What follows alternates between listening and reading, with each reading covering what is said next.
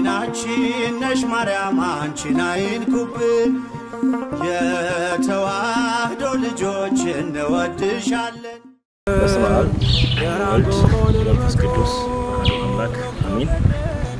በኢትዮጵያ ኦርቶዶክስ ተዋህዶ ቤተክርስቲያን በሰሜን ሸዋ ሀገረ ስብከት ጃጫ ደብረ ሰላም ቅዱስ ጊዮርጊስ ቤተክርስቲያን ከ2007 ጀምሮ እስከ ዛሬዋ ቀን ድረስ ህንጻው እንዲህ በመታየት መንገድ የተሰራ ቢሆንም የአካባቢው ማህበረሰብ ኢኮኖሚ ማነስ እና አሁን ያለው ወቅታዊ የገበያ ችግር ህንጻውን ለማስመረቅ ስላልቻለን በ2017 ዓመተ ምህረት ለማስመረቅ ታቅዶ የዋጋ ንረቱ ልናስፈጽም ስላልቻለን በ2018 ግን ሚያዝያ 23 ቀን ለማስመረቅ በከፍተኛ ርብር የተሰራ የሚገኝ ሲሆን ለዚህም ህንጻ ማስፈጸሚያ ከጅምሩ ጀምሮ ሊቀ ትጉሃን ባህታዊ ገብረ መስቀል ኃይለ መስቀል የሸክላ ጡብ በመቻልና ህንጻው እዚህ ለመድረሱ በጸሎትም ጭምር ያገዙን የሚገኙ ሲሆን አሁን ላይ ደግሞ የቤተክርስቲያኑ ህንጻውን ለማስፈጸም እየተሰራ ባለበት ሁኔታ ላይ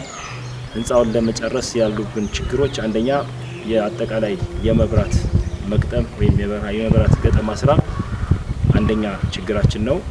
ሁለተኛ አጠቃላይ የሳውንድ ሲስተም ሙሉ ለሙሉ ሳውንድ ሲስተሙ በሙሉ ይሄም አንደኛው ችግራችን ነው። ሶስተኛ የወለል ሴራሚክ ስራ ይሄም አንደኛው ችግራችን ነው።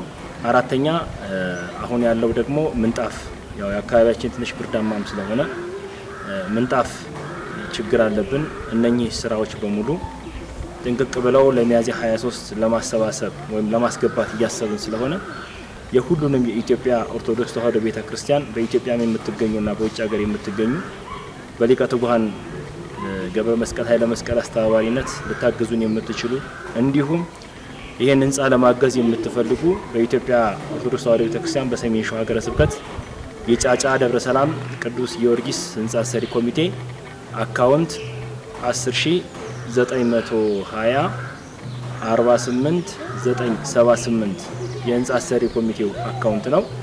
በዚህ አካውንት ሁላችሁም እያገዛችሁን እየረዳችሁን ይሄን ህንጻ በተባለለትና በታቀደለት ጊዜ የሰማዕቱ የቅዱስ ጊዮርጊስን ጽላት ወደ መንበረ ክብሩ እንድንመልስ ጥሪያችንን እናስተላልፋለን። ለሚደረግልን አስተዋጽኦ በሙሉ በሰማዕቱ በቅዱስ ጊዮርጊስ ስም እናመሰግናለን። ወስብሐት ለእግዚአብሔር ወለወላዲቱ ድንግል ወለመስቀሉ ክቡር። አይናችን ነሽ ማርያም አንቺን አይንኩብን የተዋህዶ ልጆች እንወድሻለን